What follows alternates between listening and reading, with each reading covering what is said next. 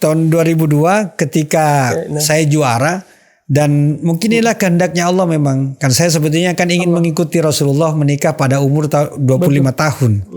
25. Tapi ya karena itu tadi kemampuan dengan uang panai yang waktu itu ya tidak usah disebutkan jumlahnya dari mana saya dapat. Jadi setelah itu pas tahun 2002 itu tiba-tiba malam pengumuman besoknya ada panggilan ke kantor bupati. Tiba-tiba bupati itu tanpa sebelumnya ada pemberitahuan itu tiba-tiba ada menyerahkan bonus itu. Saya langsung dalam hati saya alhamdulillah saya menikah ini. Itu yang saya ingat sekali itu. Kan biasanya Ustadz ya, apalagi sebagian orang tua yang mungkin kurang paham bahwa ketika anaknya fokus menghafal Al-Quran, bagaimana masa depannya? Kalau yang selama ini bahwa hadiah MTQ itu cuma sedikit, berapa sih? Tapi bukan enggak berhenti cuma di situ. Ketika dia mewakili Sulawesi Selatan, kemudian dia bisa sampai juara di tingkat nasional, itu pemerintah Sulawesi Selatan memberikan bonus 250 juta. Subhanallah. Untuk juara 1 dan alhamdulillah untuk juara 2 100 juta, untuk juara 3 75 juta yang disampaikan oleh, dan mungkin ini baru terjadi 3 tahun terakhir. Itu 3 tahun terakhir itu mulai dari tahun 2023 dan 2024 sekarang. Itu tahun lalu ada yang juara 1 30 juz putri itu bonusnya 250 juta. Dan dia lagi dikirim ke Dubai untuk lomba 30 juz putri di Dubai. Alhamdulillah urutan ketiga dan hadiahnya itu hampir 500 miliar. Nah, sekarang kalau memang itu menjadi tujuan kita, kalau misalnya Al-Quran apa sih kalau misalnya sementara ini kalau mau jadi apa jadi Al-Quran, jangan anggap sekarang. Sekarang mungkin bisa dikatakan bahwa penghafal jangan remehkan. Sekarang penghafal Quran semua yang bergelut dengan Al-Quran insya Allah akan dikayakan oleh Allah. Saya bilang begitu. Hafiz Story, inspirasi dari Hafiz dan Qori. Baik Ustaz. Baik, sekarang kita berpindah. Ya. Kenapa antum terdampar di Makassar? Apa sebabnya? Ya, baik. Ketika tadi wisuda bin Nadhor, setelah wisuda bin Nadhor ada pembagian badal dengan muqaddim. Jadi ustadznya dengan murid-muridnya, santri-santrinya. Ayo. Ketika pembagiannya ada saya mungkin sekitar 13 orang, saya lihat di situ bahwa nama saya Hizbullah Huda, pas di atasnya badalnya adalah Ustadz Syam Amir Yunus. Nah itu ceritanya seperti itu. Kemudian dan alhamdulillah saya sendiri hatam sama beliau mulai dari Alif Lam Mim, mulai dari Al-Fatihah sampai Minal Jinnati wan Nas sama beliau. 30 juz di Tebirang. Jadi setelah itu saya sempat juga setelah hatam, kemudian saya sempat murojaah 1 kali hatam dan mengulang kedua kalinya sampai juz 7 kalau tidak saya ingat. Beliau sudah boyong atau keluar dari pondok dan pulang ke Makassar. Nah sementara saya masih melanjutkan sekolah saya karena waktu itu saya lulus SMP ternyata masuk di pondok dikasih masuk pada sekolah kelas sanawiyah. Tapi sanawiyahnya saya sanawiyah pondok dan mengikuti ujian persamaan kelas aliyah, boleh seperti itu waktu itu, dan mungkin sekarang masih ada atau bagaimana.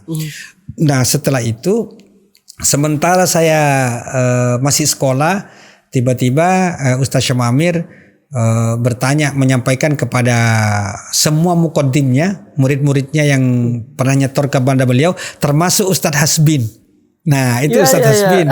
Nah beliau sama-sama dengan saya, jadi sama-sama menyetor sama menyetor sama Ustaz Syam Amir waktu itu. Cuman beda asrama beliau itu di Maq'adus Siddiqin, di kompleks Maq'adus Siddiqin namanya, saya di kompleks Darussalam, dekat saja. Nah, tapi setiap hari ketemu karena sama-sama kita menyetor. Nah setelah itu setelah beliau pulang, kalau tidak salah pas 96 atau 97 itu beliau pulang ke Makassar. Beliau menyampaikan kepada murid-muridnya, katanya saya ini rencana mau buat sementara untuk pengajian Al-Quran lah lewat TPA. Waktu itu lewat TPQ apa TPA lah, TPA katanya nanti rencana kedepannya mungkin mau bikin pondok pesantren. Ada ndak dari muqaddim saya yang mau ikut saya ke Makassar? Gitu. Itu bahasanya. Awalnya dipanggillah teman saya yang dari Jakarta. Jadi cuman dia tidak mau. Kemudian setelah itu ada panggil lagi dari Riau yang sudah hatam 30 juz, tidak mau juga. Dipanggil juga teman dari Malang, tidak mau, dari Gresik tidak mau, dan pada akhirnya ditanyalah saya, dan waktu itu masih tidak ada HP, jadi pakai telepon. Jadi ketika telepon itu pakai telepon menunggu jadwal. Setelah beliau cerita sama beliau telepon, Hizbullah mau ndak mau ke Makassar gitu, mau ikut saya, kita sama bantu saya untuk mengajarkan Al-Quran, kasarnya seperti itu. Saya sampaikan ke beliau, saya mohon izin dulu Ustadz, saya mau pulang dulu ke rumah, saya kan masih di pesantren, saya mau izin dulu, saya izin ke rumah, mau saya izin sama orang tua saya, bapak dan ibu saya. Dan alhamdulillah setelah saya pulang, saya mendapatkan izin dari kedua orang tua saya. Jadi alhamdulillah setelah dapat izin, saya pamit ke beliau sama kedua orang tua saya berangkatlah ke Makassar dengan kapal laut waktu itu. Saya lupa itu tanggalnya itu. Kalau tidak salah saya mendarat di Makassar itu 14 Juli 1997 kalau tidak salah. Dan itu ziarah pertama ya? Iya, ziarah pertama ya. Jadi saya pertama di situ, dan disitulah sebabnya kenapa saya ada di sini. Salah satunya adalah karena ada saya setoran hafalan saya kepada guru saya Ustaz Syama Amir. Itu aja. Masya Allah, Masya Allah. Dan setelah itu kelas antum sudah betah di Makassar. Bagaimana gambaran antum dulu Ustaz sebelum ke Makassar? Banyak orang kan sebelum ke Makassar itu gambarannya ya sebagaimana namanya, kasar-kasar orangnya. Gimana? Kalau iya, dan sebetulnya tiba. Iya, kalau saya pas sempat di Makassar, saya kira kan memang ada tempat yang baru ya. Tapi saya tidak pernah membedakan di mana saja. Kayaknya sama ji kayak dia di Jawa kayak seperti ini. Nah, tapi ternyata setelah saya beberapa hari, kan baru pertama kali kan mungkin saya belum tahu bagaimana. Disitulah saya bertanya bagaimana itu orang Makassar, bagaimana kesehariannya, makanannya juga. Yang paling inti adalah makanannya, karena sampai sekarang ini saya terpengaruh terkontaminasi dengan adat-adat Makassar juga, karena istri saya orang Makassar. Itu kalau pagi biasa kan di Jawa sarapan nasi, makan nasi. Tapi di sini tidak. Kalau di sini cuman dikasih minum kopi atau teh dengan sepotong atau dua potong kue sudah cukup. Nah itu sampai sekarang saya rasakan. Iya, jalan kotek atau apa. Makanya tadi ini kalau minta tadi ke sini itu baru saya makan siang, baru makan, karena pagi saya tidak pernah makan nasi sekarang. Jadi terbawa dengan adatnya Makassar. Ya, dan banyak juga yang lain ya. Saya kira perbedaan banyak yang lain dari segi suku, adat-adat setiap harinya mungkin itu banyak harus berbeda. Tapi saya alhamdulillah bisa menyesuaikan diri. Ya, tapi antum sudah bisa berbahasa Makassar? Faham dengan bahasa Makassar?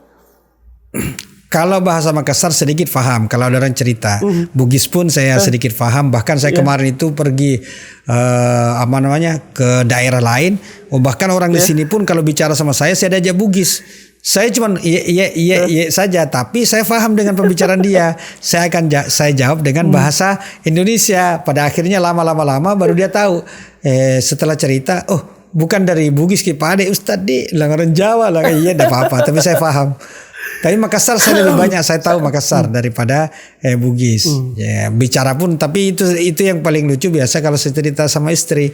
Kalau saya berbicara bahasa Makassar, anak ketawai Kak. Jadi bahasa Indonesia Pak. Iya. Ada canda-candaan kita waktu di Palu dulu Ustadz. Saya ingat sekali. Iya. Dengan Ustadz Muhyiddin, Ustadz Murtomo, siapa lagi nih Ustadz yang dari Sengkang ini. Yang selalu kita bahasa Bugis itu. Eloki meli boka puang, boka. Iya betul itu, boka puang. Sampai sekarang ingat itu Ustaz Muhyiddin itu. Kalau tidak salah dia sekarang di Kalimantan. Boka puang. Di Kalimantan ya. Boka beli boka. Iya. Masya Allah. Tapi Ustaz, jadi sedikit personal Ustaz. Antum menikah dengan orang Makassar. Berarti antum sudah diikat betul ini Ustaz di Makassar ya. Tidak ada lagi peluang ke Jawa dalam tanda kutip. Kan itu juga sebetulnya mengikuti aja kehidupan ini ya, saya perhatikan. Jadi waktu itu juga asbabnya juga Ustaz Syamamir juga yang menjadi perantara juga ya, karena ketika beliau merintis itu Taman Pendidikan Al-Quran. Beliau juga merintis juga ada pengajian khusus mereka yang putus sekolah waktu itu. Nah, yang putus sekolah ini ya karena salah satunya mungkin orang tuanya mungkin kurang mampu atau mungkin ya malas lah tidak mau kuliah, sehingga waktu itu beliau membentuk kelompok mengaji yang terdiri dari gadis-gadis. Ini yang paling aneh. Jadi selain TPA waktu itu ada kelompok pengajian gadis-gadis.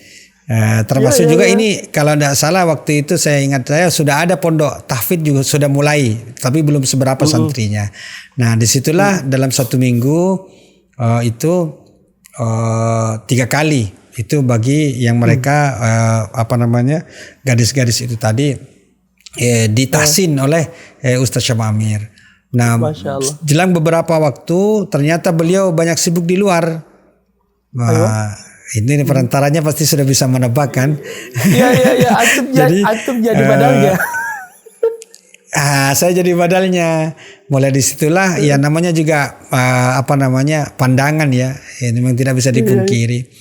Ya tertujulah pada seseorang ya, yang pada akhirnya setelah saya itu saya tidak berani mengungkapkan apapun di depan guru saya di Ustaz Syama Amir.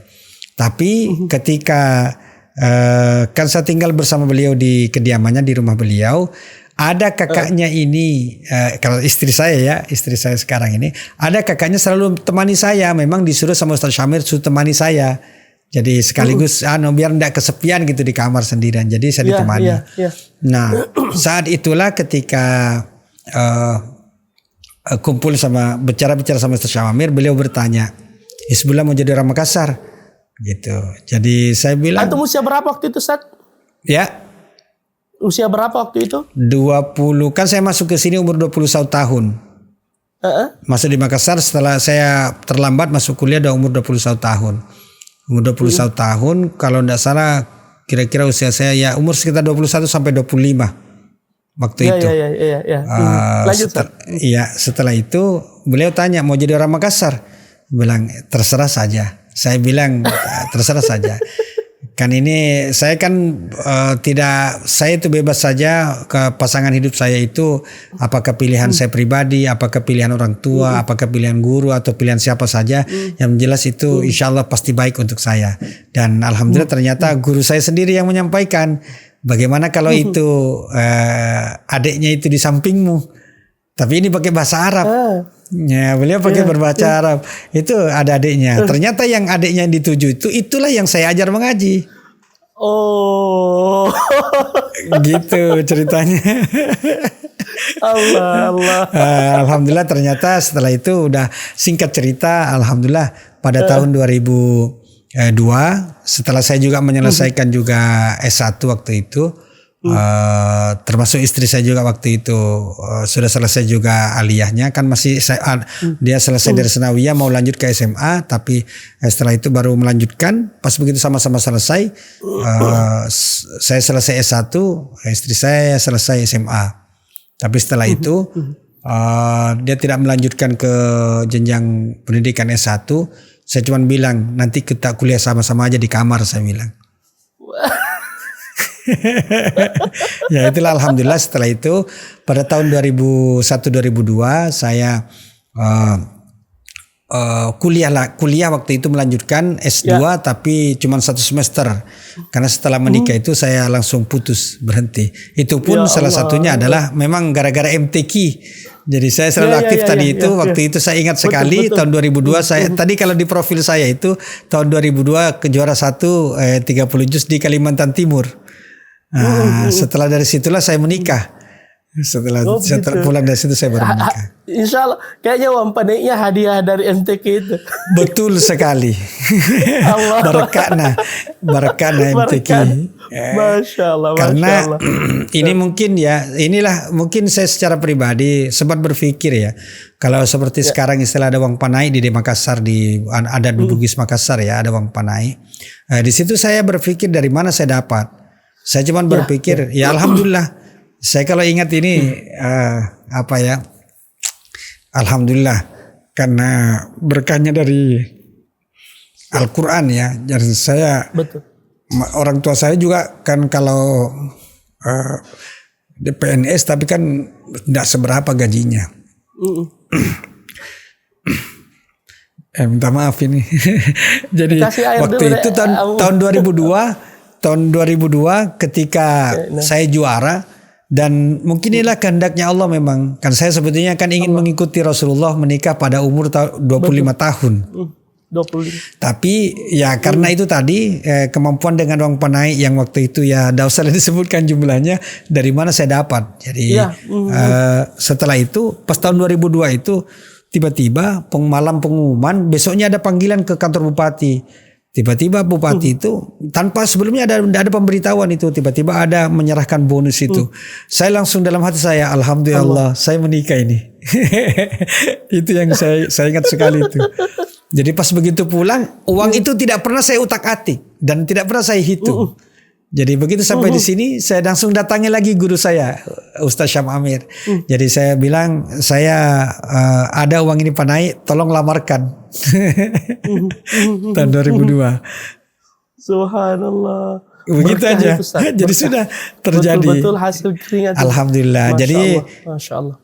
Alhamdulillah. Inilah berkah Al-Quran. Jadi saya kira perjuangan saya secara tidak langsung ya waktu itu kita mondok seperti tadi mungkin berjibaku, pontang-panting, jatuh bangun istilahnya kalau Magizid itu menyampaikan bahwa jatuh bangun kita ya alhamdulillah ternyata ada hasilnya. Jadi apapun itu saya tidak terlalu bergantung kepada orang tua. Allah dengan berikan keberkahan Al-Quran semuanya itu bisa saya jalani dengan dengan berkahnya Al-Quran itu tadi. Ya, dan seterusnya berlanjut itu sampai 2002, 2003 dan saya punya anak juga, mau akikah juga, mau acara apa saja alhamdulillah itu terjadi setelah MTQ karena ada hadiahnya biar tidak banyak MTQ cukup. Masya Allah, tabarakallah. Ini mungkin juga yang perlu untuk selalu kita tanamkan kepada anak-anak kita, santri-santri kita. Kan biasanya Ustaz ya, apalagi sebagian orang tua yang mungkin kurang paham bahwa ketika anaknya fokus menghafal Al-Quran, bagaimana masa depannya? Ya padahal keyakinan kita Allah tidak akan menyia-nyiakan orang yang menghafalkan dan menjaga firman-firmannya, kitab-kitabnya. Saya teringat pernah Al-Imam Hasanul Basri ada yang berkata kepada beliau, Fulan hafil, Fulan ini orangnya hafil. Beliau balik berkata, Balil Quran yahfadhuh. Bahkan Al-Quran itulah yang akan menjaganya. Ya, jadi subhanallah ini kenyataan. Allah tidak akan menyia-nyiakan hambanya yang berusaha menghafalkan Al-Quran baik di dunia maupun di akhirat. Dunia ini sebenarnya sedikit sekali. Adapun di akhirat ini menanti luar biasa sekali. Pahala bagi yang menghafalkan Al-Quran, yang menjadi guru mengajar Al-Quran, Masya Allah. Jadi saya rasa ini inspirasi yang sangat besar Ustaz. Baik, mungkin bicara sedikit Ustaz di dunia MTQ ini. Ya kita kan ini bisa dikata dulu besar di MTQ juga dan kita rasakan manfaatnya sangat banyak. Ya di antaranya tadi yang manfaat tambahan antum sudah lihat, sudah rasakan. Tapi saya teringat perkataan Syekh Al-Utsaimin, bagaimana hukum ikut musabaqah MTQ atau MHQ? Beliau menjawab, ikutlah MHQ untuk hafal Al-Quran dan jangan hafal Al-Quran niat utamanya ikut MHQ.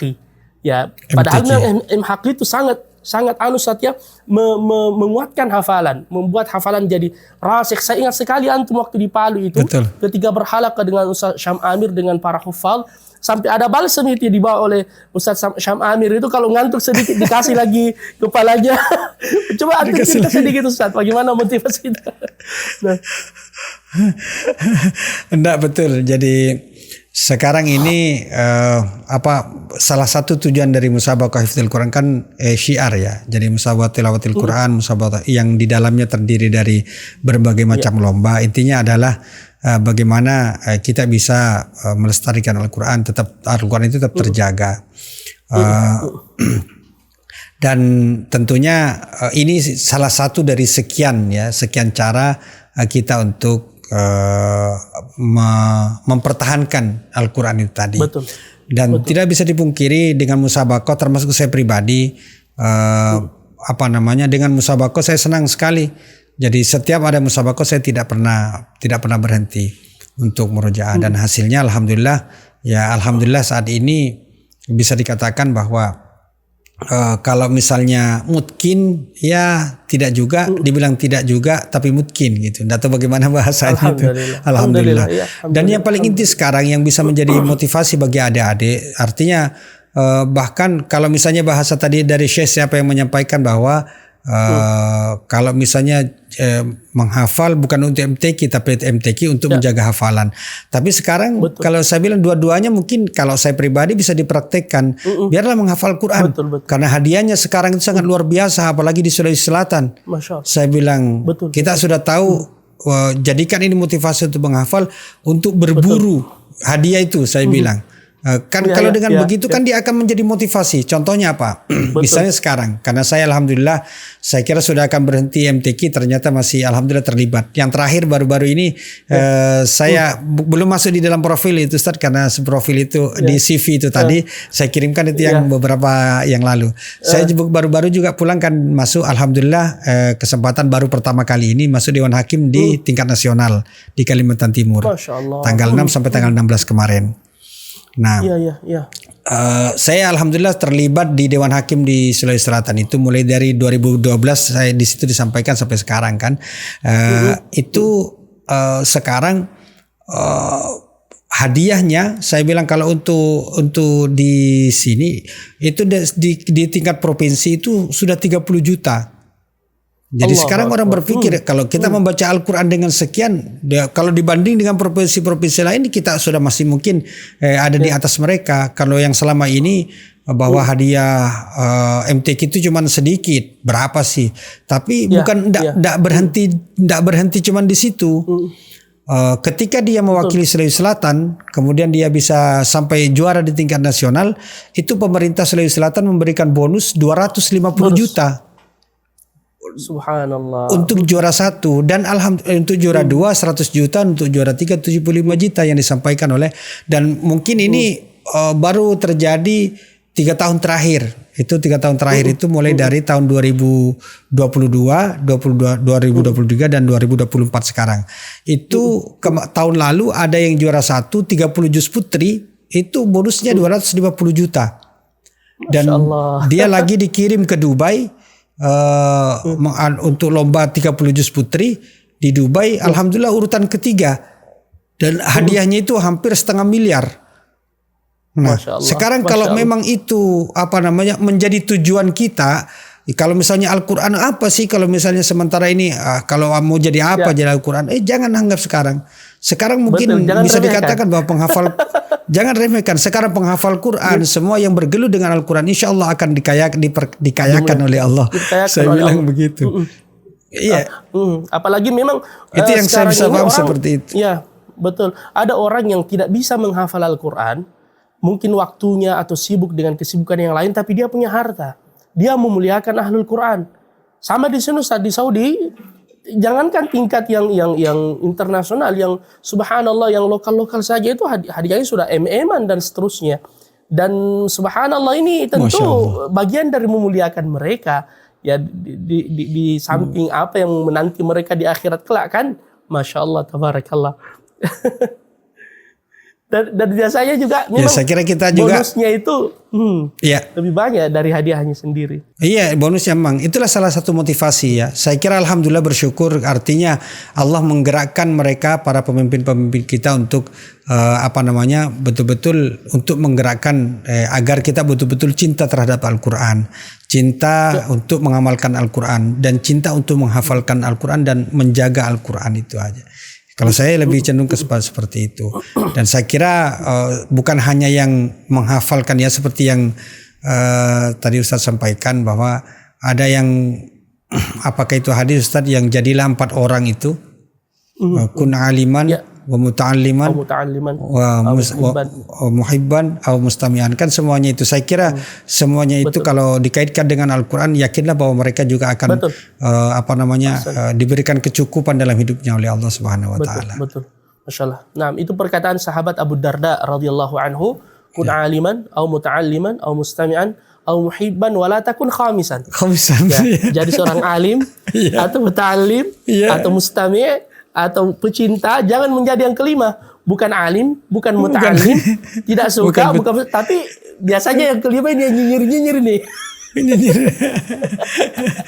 Patahlah engkau akan binasa. Masya Allah, Ustaz Hizbullah. Jazakumullah khairan. Ya, barakallahu fiik. Ini tidak terasa 1 jam sudah bersama antum, Ustaz. 1 jam. Masya Allah. Iya, tidak terasa ini, Ustaz. Ini kebiasaan kita di acara kita, Ustaz. Alhamdulillah. Biasanya para sahabat Al-Quran itu minta untuk ditutup dengan tilawah, Ustaz. Mata yassara laka minal Quran. Ya, mungkin antum bisa perdengarkan sedikit. Saya juga rindu mendengar tilawahnya antum, Ustaz. Terakhir saya dengar dulu di Palu itu tahun 2000, Ustaz. Iya, baik. Mau berapa ayat Semarang? Mau siapa tahu baca 30 juz enggak, Ji? Enggak apa-apa, Ustaz. Kita akan makubra di sini. Baik. A'udzu billahi minasy syaithanir rajim. Bismillahirrahmanirrahim. Innal ladzina farraqu dinahum wa kanu syi'an lasta minhum fi syai'. Innama amruhum ilallahi thumma yunabbi'uhum bima kanu yaf'alun. Man jaa'a bil hasanati falahu 'asyru amsalihha wa man jaa'a bis sayyi'ati fala yujza illa mithlaha wa hum la yuzlamun. Qul innani hadani rabbi ila siratin mustaqim dinan qiyaman millata Ibrahim hanifa wa ma kana minal musyrikin. Qul innani hadani rabbi ila siratin mustaqim dinan qiyaman millata Ibrahim hanifan wa ma kana minal musyrikin. Qul inna salati wa nusuki wa mahyaya wa mamati lillahi rabbil alamin. La syarika lahu wa bidzalika umirtu wa ana awwalul muslimin. Sadaqallahul azim. Masya Allah, tabarakallah. Sekaligus antum ini mengingatkan kembali kita semua akan tujuan keberadaan kita di dunia, Ustaz. Qul inna salati wa nusuki wa mahyai wa mamati lillahi rabbil alamin. Ya, semoga segala perkataan kita, perbuatan kita, aktivitas kita benar-benar yang untuk Allah Subhanahu wa taala. Amin Allah, amin. Ustaz, terakhir sekali Ustaz sebelum kita tutup. Kebiasaan saya kasih pertanyaan cepat. Saya sebut satu kata, antum langsung tanggapi. Ya, biasa saya sebut tokoh atau apa saja. Antum langsung kasih tanggapi dengan satu kata. Ya, satu kata yang terbesit di benak antum, Ustaz. Ya, baik itu tokoh atau apa ya. Saya mulai, siap saya. Iya. Ya. Taib. Kita mulai, Ustaz ya. 1. Tidung Mariolo. Apa pondok? Insyaallah. Apa saja, kenangan atau apakah? Ya. Taib. Yang kedua, Asrar Abu Khairah rahimahullah almarhum. Siapa? Asrar Abu Khairah. Oh, Qori. Pelatih kita dulu yang gemuk itu, Qori, Masya Allah. Qori, yang ketiga, Ustaz Syam Amir. Andalan saya. Masya Allah. Dan yang terakhir Ustaz, surah Ad-Dukhan. Langganan. Masya Allah. Jazakallah khairan Ustaz Hizbullah. Ya, biar kita saja rahasia antara kita ini surah Ad-Dukhan Ustaz ya. Siap. Barakallahu fiik Ustaz. Ya, Ustaz. Demikian pertemuan kita dengan Ustaz kita Kiai Haji Hizbullah Huda hafizahullah. Semoga Allah menjaga beliau ya dan memperbanyak orang-orang seperti beliau insyaallah yang menghibahkan dirinya untuk Al-Quran, untuk agama Allah Subhanahu wa Ta'ala. Ya, ingin rasanya berlama-lama tetapi waktu juga yang membatasi kita. Syukran juga atas mutaba'ah antum para sahabat Al-Quran. Kita berjumpa di podcast berikutnya insyaallah dengan tamu spesial yang lain. Kita tutup dengan kafaratul majlis. Subhanakallahumma bihamdik asyhadu an la ilaha illa anta astaghfiruka wa atubu ilaik. Wa akhiru da'wana alhamdulillahi rabbil alamin. Assalamualaikum warahmatullahi wabarakatuh. Waalaikumsalam warahmatullahi wabarakatuh. Syukran Ustaz. Jazakallah khairan. Masya Allah.